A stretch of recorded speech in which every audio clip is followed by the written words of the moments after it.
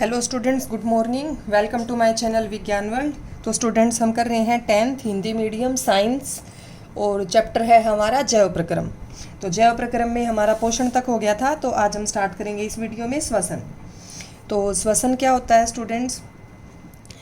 श्वसन होता है कि जब हम सांस लेते हैं तो ऑक्सीजन हमारे शरीर के अंदर जाती है। अंदर जाके ऑक्सीजन को जो रक्त है वो हर एक कोशिका तक लेके जाएगा, और कोशिका में जाने के बाद भोजन को वो क्या करेगी, उसका उपचयन कर देगी, भोजन को तोड़ देगी। उपचयन प्रक्रिया होगी जिससे बहुत सारी ऊर्जा निकलती है, उस प्रक्रिया को श्वसन बोलते हैं। ठीक है, तो श्वसन हम करेंगे। श्वसन दो प्रकार का होता है, वायवीय श्वसन और अवायवीय श्वसन। वायवीय श्वसन होता है जो ऑक्सीजन की उपस्थिति में हो, और अवायवीय श्वसन होता है जो ऑक्सीजन की अनुपस्थिति में हो। ऑक्सीजन जिसमें नहीं चाहिए वो होता है अवायवीय श्वसन। तो ये हो गया ऑक्सीजन की उपस्थिति में और ऑक्सीजन की अनुपस्थिति में। उसके बाद आता है कि जो श्वसन होता है, तो श्वसन में ग्लूकोज का उपचयन होता है। क्या होता है? ग्लूकोज का उपचयन ऑक्सीजन की उपस्थिति में, तो उससे ऊर्जा निकलती है। तो इसमें कई सारी प्रक्रियाएं होती हैं। तो कौन कौन सी होती हैं? अलग अलग पथ होते हैं अलग अलग जीवों में। ठीक है, तो वो करेंगे हम कौन कौन से हैं। अब जैसे देखिए, जो ग्लूकोज है, ग्लूकोज स्टूडेंट एक 6 कार्बन का अणु है। कितने कार्बन होते हैं इसके पास? 6 कार्बन का है ये अणु। ऐसा अणु है जिसमें 6 कार्बन है। अब सबसे पहले ये टूटता है पायरुवेट में। पायरुवेट में टूटेगा। तो पायरुवेट जो होता है वो 3 कार्बन का अणु है। अब ये 6 कार्बन का है, ये 3 कार्बन का है, तो 3 कहाँ चले गए? तो मैं आपको बता रही हूँ कि ये जो है पायरुवेट, इसके 2 अणु बनते हैं, और इससे इसका बनना ये होता है कोशिका द्रव्य में। कहाँ होता है ये? कोशिका द्रव्य में होता है ये काम। कहाँ होता है ये? कोशिका द्रव्य में। ठीक है, उसके बाद जो पायरुवेट है, पायरुवेट के आगे जो ब्रेक डाउन के टूटने के 3 रास्ते हैं। कौन कौन से हैं ये मैं आपको बता रही हूँ। एक तो है ऑक्सीजन की उपस्थिति में, यहाँ पे लिख दीजिए आप O2। ठीक है, फिर है O2 की उपस्थिति, यहाँ पे है O2 की कमी, मतलब O2 है लेकिन थोड़ी बहुत है ऑक्सीजन, कम मिलेगी ऑक्सीजन। और ये है ऑक्सीजन की अनुपस्थिति में, यहाँ पे ऑक्सीजन बिल्कुल भी नहीं मिलेगी। अब देखिए स्टूडेंट्स, जो ये वाला पाथवे है, ये जो पथ है, ये होता है ईस्ट के अंदर, ऊपर वाला। किस में होता है? ईस्ट में, कि ऑक्सीजन उसे बिल्कुल भी नहीं होती उसके पास। ऑक्सीजन की जो कमी वाला है वो होता है हमारी कोशिकाओं में, हमारी पेशियों में। कौन सी कोशिकाओं में? पेशी में। ठीक है, पेशी कोशिका के अंदर। और ये वाली होती है बाकी सभी कोशिकाओं में जो भी बच गई। तो इसको हम लिखेंगे, जितनी भी कोशिकाएं बच गई हैं उनके माइटोकॉन्ड्रिया में होती है ये माइटोकॉन्ड्रिया। आपने पढ़ा होगा 9th में कि माइटोकॉन्ड्रिया को क्या बोलते हैं? Power house of the cell, की कोशिका का ये पावर हाउस है। तो पावर हाउस इसी वजह से कहते हैं क्योंकि पावर हाउस पे बिजली बनती है। तो ऐसे ही माइटोकॉन्ड्रिया में ऊर्जा बनेगी बहुत सारी। तो ये बाकी हमारी सभी कोशिकाओं में ये वाला पथ होता है, और सिर्फ पेशी कोशिका में ये वाला होता है, और ईस्ट के अंदर ये वाला होता है। तो अब इनमें क्या बनता है वो देखना है हमें। तो देखिए, सबसे मेन ये वाला है जो अक्सर ये वाला पथ सभी कोशिकाओं में होता है। तो इसमें बनेगी स्टूडेंट्स, कार्बन डाइऑक्साइड बनती है इसमें, और जल बनता है, और क्या बनेगी? जिसकी हमें ज़रूरत है, सबसे ज़्यादा ऊर्जा बनेगी इसमें। ठीक है, अब इसकी बात करें, इस पाथवे में क्या बनेगा? इस पथ में बनता है लैक्टिक अम्ल। क्या बनेगा? लैक्टिक अम्ल, और लैक्टिक अम्ल के साथ में ऊर्जा बनेगी। देखिए यहाँ पे इस केस में CO2 और जल नहीं बन रहे हैं। ठीक है, और जो लैक्टिक अम्ल है वो 3 कार्बन का ही एक अणु है। तो 3 कार्बन से 3 कार्बन का बन गया। यहाँ CO2 की बात करें तो CO2 के पास एक ही कार्बन है। तो ये आपको बता रही हूँ मैं कि 3 अणु बनेंगे CO2 के, तब जाके 3 कार्बन इस्तेमाल होंगे।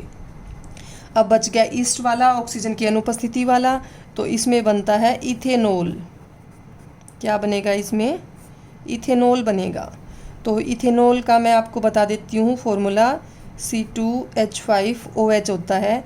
तो इसमें है स्टूडेंट्स 2 कार्बन, तो एक कार्बन के रूप में CO2 निकल जाती है। कौन निकल जाएगी? एक में CO2 निकल जाएगी, और प्लस में वही बहुत सारी ऊर्जा बनेगी, बहुत सारी। क्या बनेगी? ऊर्जा। ठीक है, ऊर्जा तो देख तीनों में निकल रही है। ये 2 कार्बन का है तो एक कार्बन CO2 में चला गया, ये 3 कार्बन का ही था। यहाँ 3 अणु बनेंगे, 3 अणु किसके बनेंगे? कार्बन डाइऑक्साइड के बनेंगे। तो ये 3 पथ हैं किसके? ग्लूकोज के विखंडन के पथ हैं। ये हम नीचे लिख भी देते हैं कि भिन्न पथों द्वारा ग्लूकोज का विखंडन है। हमने क्या पढ़ा है? ये भिन्न पथों द्वारा ग्लूकोज का विखंडन। तो ये ग्लूकोज विखंडित हो गया है, टूट गया है। उसके टूटने के 3 पथ हैं। और हमारे अंदर कौन सा होता है? सबसे नीचे वाला, माइटोकॉन्ड्रिया में।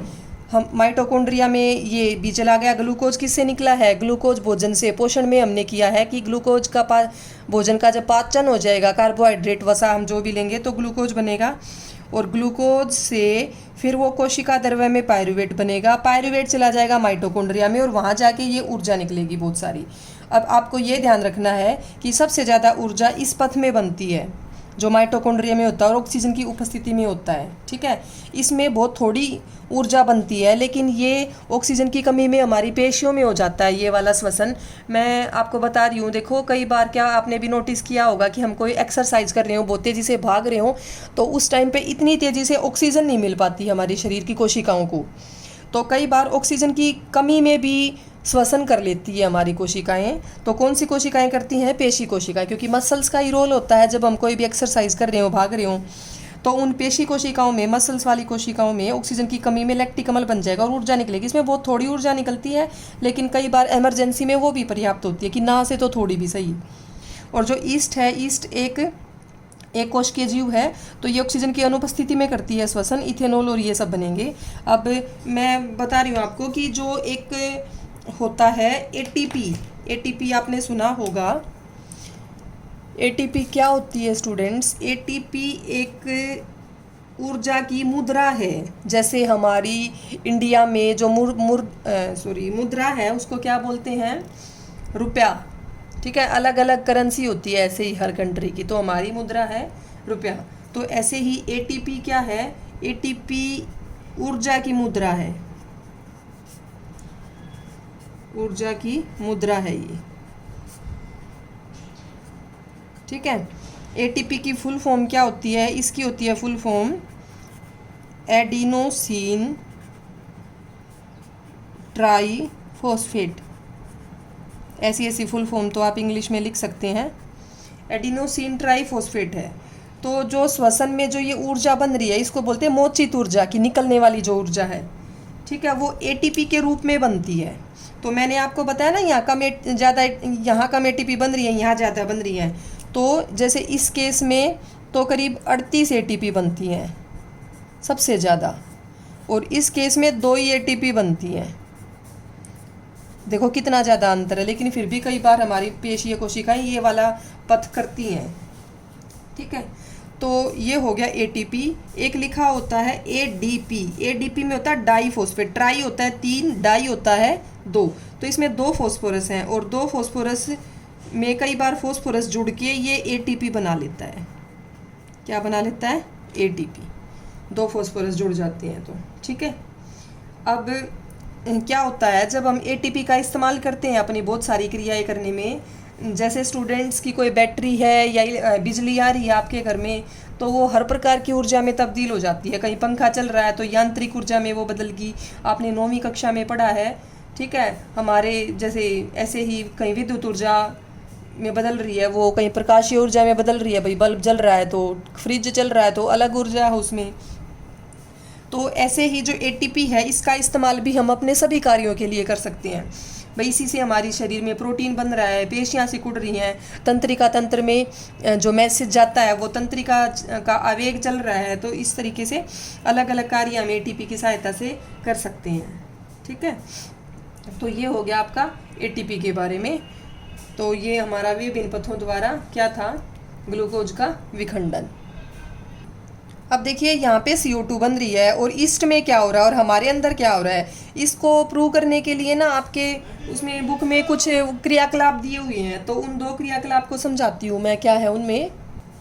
ये देखिए स्टूडेंट्स, इसमें क्या दिखाया हुआ है कि 2 परख नली ले ली और दोनों परख नली में चूने का पानी डाल लिया। क्या डाल लिया? चूने का पानी। तो एक परख नली में ऐसे एक नलिका लगा के और मुंह से श्वास छोड़ेंगे उसमें, ठीक है, तो बुलबुले उठेंगे। और दूसरी में पिचकारी के अंदर हवा है, हमने कुछ भी नहीं लिया है, तो पिचकारी से या सिरिंज भी ले सकते हैं, उससे हवा छोड़ेंगे तो इसमें भी बुलबुले उठेंगे। इसका मतलब कोई गैस तो गई है। तो स्टूडेंट, जब हम सांस छोड़ते हैं तो कार्बन डाइऑक्साइड निकलती है, सांस अंदर लेते हैं तो ऑक्सीजन जाती है। तो कार्बन डाइऑक्साइड निकली होगी यहाँ पे, ऐसे ही हवा में जो कार्बन डाइऑक्साइड है वो इसमें डाली है, तो दोनों में बुलबुले उठे हैं। और कार्बन डाइऑक्साइड का मैंने बताया था कि ये चूने के पानी को कैसा कर देती है, दूधिया बना देती है। इससे इसकी पहचान होती है कि ये क्या है, कार्बन डाइऑक्साइड है। तो आपको ये नोटिस करना है इस क्रियाकलाप में यही पूछ रहे हैं कि चूने के पानी को दूधिया होने में किस में कितना समय लगेगा। तो मैं आपको बता रही हूँ इसका आंसर कि जो मुंह से जिसमें छोड़ेंगे कार्बन डाइऑक्साइड वो जल्दी दूधिया हो जाएगी इसकी बजाय, क्योंकि इस केस में क्या है, मुंह में हमारे श्वास से बहुत ज़्यादा मात्रा में कार्बन डाइऑक्साइड निकलती है, इसलिए वो ज़्यादा जल्दी दूधिया कर देगी। उतनी हवा में नहीं होती। हवा में आपको पता ही है 0.03% होती है सिर्फ। तो इतनी कम कार्बन डाइऑक्साइड है, ये जल्दी हो जाएगा दूधिया चूने के पानी वाला। ओके, ऐसे ये एक क्रियाकलाप हो रहा है। इसमें भी क्या प्रूव करना चाह रहे हैं, ईस्ट वाला मैंने बताना, इथेनॉल बनेगा कि चीनी का घोल लेके उसमें ईस्ट डाल दीजिए उस परख नली में, फिर जो गैस निकलेगी उसको भी चेक करना है। तो ईस्ट वाले केस में भी कार्बन डाइऑक्साइड निकलती है और वो भी चूने के पानी को क्या कर देगी, दूधिया। ठीक है, तो ईस्ट में भी ऑक्सीजन की अनुपस्थिति में क्या हो रहा है, श्वसन हो रहा है। और जो ऑक्सीजन की अनुपस्थिति में श्वसन होता है स्टूडेंट्स ईस्ट में, उसे किण्वन भी बोलते हैं। क्या बोलते हैं उसे? किण्वन फर्मेंटेशन होती है ऑक्सीजन की अनुपस्थिति में, जो अवायवीय श्वसन है उसी को बोलते हैं। तो ये होगी आपकी दोनों क्रियाकलाप हो गए हैं। ये हमारा ये एक टॉपिक कंप्लीट हो गया इसमें श्वसन का, जिसमें ग्लूकोज का विखंडन हमने पढ़ा है। उसके बाद अगले टॉपिक में करेंगे हम मानव का श्वसन तंत्र। तो स्टूडेंट्स, ये वीडियो अगर आपको पसंद आया है तो मैं बार बार वही बात बोल रही हूँ कि इसे लाइक, शेयर और सब्सक्राइब ज़रूर करना।